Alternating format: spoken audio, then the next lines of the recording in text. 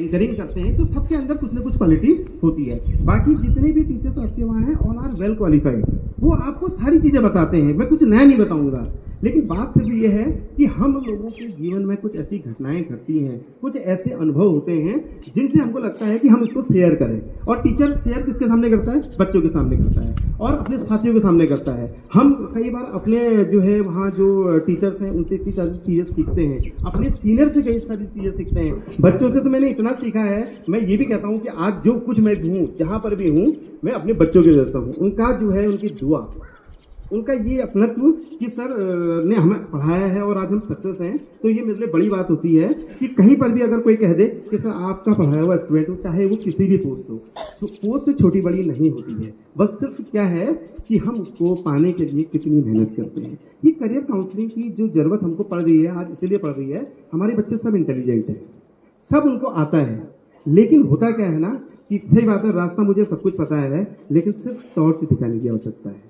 Teacher क्या करता है? ये रास्ता ही तो बताता है कि आप ऐसे करो बेटा, आप अच्छे मार्क्स ले आओगे। हम लोग कई बार क्या करते हैं, हम एग्जाम ड्यूटी में जो है ऐसे राउंड मारते रहते हैं, तो हम ये देखते हैं कि कौन बच्चा कैसे लिख रहा है, कैसे चीजें करता है। क्यों? क्योंकि वो हमें जरूरत नहीं पड़ी, क्योंकि हमने जो पढ़ना था पढ़ लिया, हमने बहुत स्टडी करी, हमने भी स्ट्रगल किया, हमने भी पढ़ाई करी। आपके जैसे आज बैठे हो ना, वैसे हम भी एक दिन यहाँ बैठा करते थे, ठीक है। उसके बाद जब मैं इंटर कॉलेज में आया, मैं आपको बताऊं कि मैंने प्राइमरी में भी नौकरी की है, मैं एलटी में भी रहा हूँ, मैं लेक्चरर भी रहा हूँ। तो मुझे बहुत अनुभव है बच्चों से इंटरेक्शन करने का।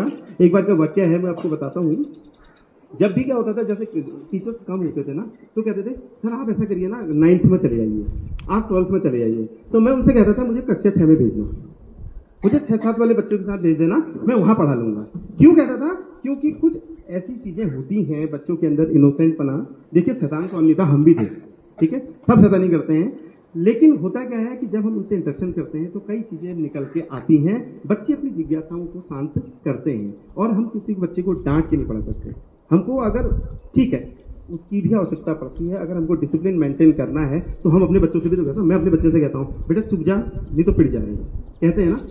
तू क्यों शैतानी कर रहा है, इधर बैठो। क्या कहता है?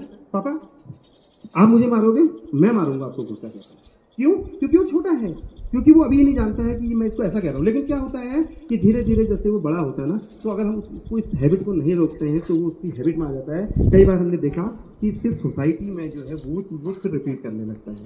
लेकिन क्या कहते हैं, सबको अपने बच्चे बहुत प्यारे होते हैं, आपके माँ बाप भी आपको इतना प्यार करते होंगे। कोई भी चीज़ अगर आप कहेंगे बच्चों से तो माँ बाप हर गलती माफ़ कर देते हैं। थोड़ी देर मारेंगे, डांटेंगे, लेकिन थोड़ी देर बाद तूने खाना खाया नहीं खाया।